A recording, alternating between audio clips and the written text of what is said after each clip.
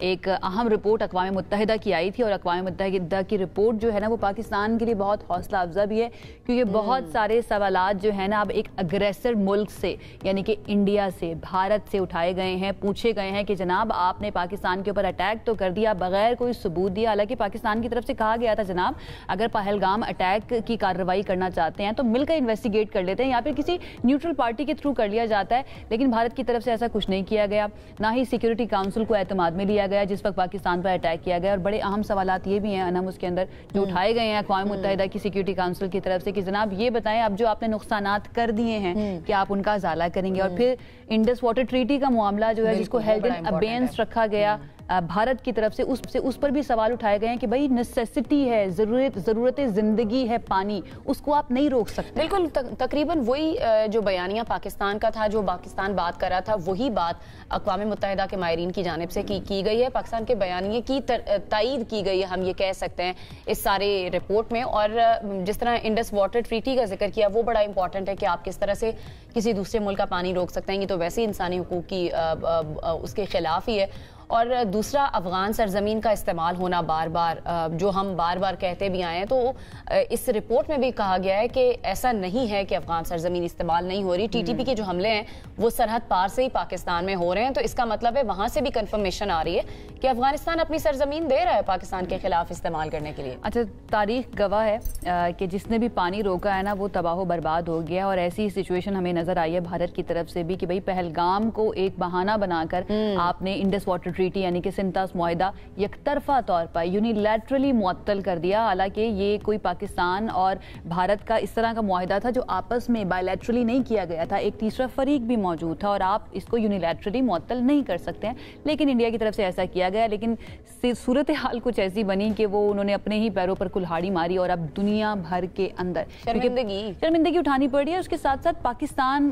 کی ایک اہم بات یہ بھی ہے اور اس پہ تھوڑا سا ہمیں کریڈٹ بھی دینا چاہیے، اپریشیٹ بھی کرنا چاہیے ان تمام لوگوں کو، ان تمام ٹیمز کو جو دنیا بھر میں گئے اور جا کر پاکستان کا موقف جو ہے وہ سب کے سامنے رکھا کہ بھائی دیکھیں ہم تو کہہ رہے ہیں کہ آ کر ٹرانسپیرنسی کے ساتھ انویسٹیگیشن کر لیں، لیکن بھارت کی طرف سے ایسا تو ہماری امپورٹنس بڑھ گئی ہے اس سارے معاملے کے بعد، اب ہماری بات کو رکھا جائے اس میں وزن ہے۔ اچھا جی، ایک اور معاملہ جس کے اندر بہت زیادہ وزن ہے، ایک اور فیلڈ جس کے اندر وزن ہونا چاہیے لیکن سم ٹائمز ہوتا یہ ہے کہ ہم اتنی امپورٹنس نہیں دے پاتے، اور کہا جاتا ہے کہ کچھ لوگ جب نہ ہوں تو پھر ان کے بارے میں یا ان کی اہمیت کے بارے میں پتہ چلتا ہے۔ ایسا ہی کچھ معاملہ ہمارے ملک کے اندر کسانوں سے ریلیٹڈ بھی ہے۔ ایک ایسا طبقہ ہے جو پاکستان کی معیشت کے لیے بھی ضروری ہے، ہماری غذائی خود کفالت کے لیے بھی ضروری ہے، اور ہمیں کہنا چاہیے کہ ہماری فوڈ سیکیورٹی کے لیے بہت زیادہ ضروری ہے پاکستان کا کسان۔ اور پاکستان میں کسان کی زندگی کبھی بھی آسان نہیں ہے، بڑھتی ہوئی مہنگائی، مہنگے بیج، کھاد، پانی کا مسئلہ، موسمیاتی تبدیلی، غیر متوقع بارشیں اگر ہو جائیں، شدید گرمی پڑ جائے یا موسم ہلکا پھلکا سا اوپر نیچے ہو جائے، تو یہ سارے مسائل جو ہیں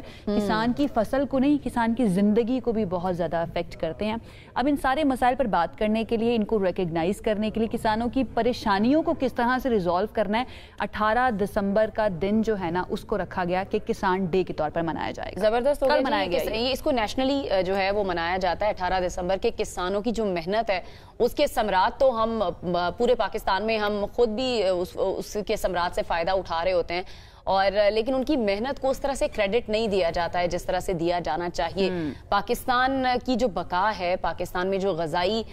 طور پر پاکستان کو ضروریات پوری ہو رہی ہیں وہ اس کسان کی وجہ سے ہی ہو رہی ہیں، لیکن اس طرح سے ان کو ریکگنائز نہیں کیا جاتا۔ تو ہم نے سوچا کہ ایک سیگمنٹ رکھیں، اس میں کسانوں کو بھی خراج تحسین پیش کریں اور ان کے ساتھ جڑے تمام لوگوں کو خراج تحسین پیش کریں جن کی وجہ سے یہ خوراک کا جو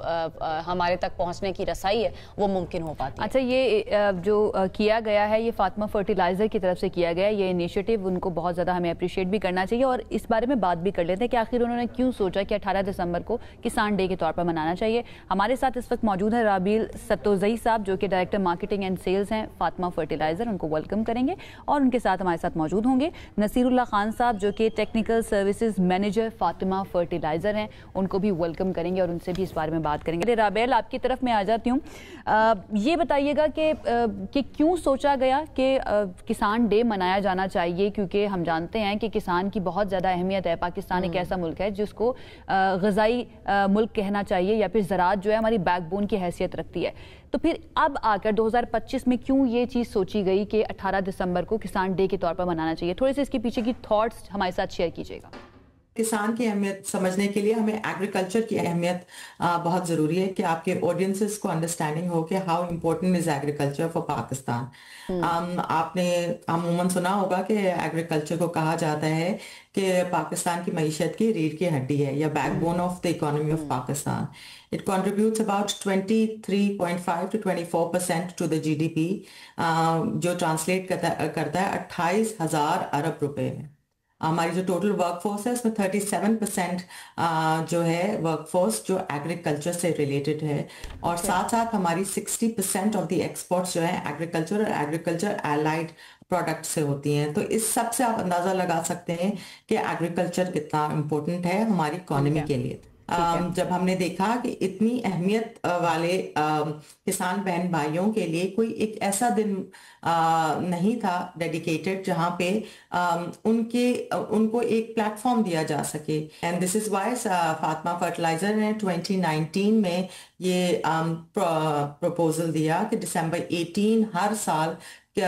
کسان ڈے منانا چاہیے ہمارے ملک کو. جو کسان اور کاشتکار بہن بھائی ہیں جو اتنی محنت مشقت اپنا خون پسینہ لگا کے کھانا ہماری ٹیبل پہ لے کے آتے ہیں, ان کو ہمیں خراج تحسین. اچھا رابل, تھوڑا سا بتائیں فاطمہ فرٹیلائزر کے بارے میں. ابھی تک جو ہمارے کسان ہیں یا جو دیہی علاقے ہیں یا آبادی ہے, ان کے لیے کیا ایسے اقدامات کیے ہیں جو آپ بتا سکیں؟ ہمیں R&D پہ فوکس کرنا پڑے گا, اور خاص طور پہ کلائمیٹ ریزیلینٹ جو ہمارا سیڈ ہے اس پہ فوکس کرنا پڑے گا. آپ نے کلائمیٹ چینج کے دیکھ لیے اثرات. لاسٹ ایئر بھی فلڈ آیا تھا, اور اس سال بھی فلڈ آیا تھا, اور اگلے سال بھی فلڈ ایکسپیکٹڈ ہے. ہمیں کلائمیٹ ریزیلینٹ سیڈس پہ کام کرنا پڑے گا. دوسری چیز یہ کہ ہمیں ہائی ایفیشنسی اریگیشن سسٹم پہ کام کرنا پڑے گا. اگین ہمارے ملک میں پانی کی کبھی کمی ہو جاتی ہے, which we saw last year in the first half, اور سیکنڈ ہاف میں ہم نے دیکھا کہ فلڈز آ گئے. تو ہمیں جو اریگیشن سسٹم ہے اس کو اس کے حساب سے ڈیولپ کرنا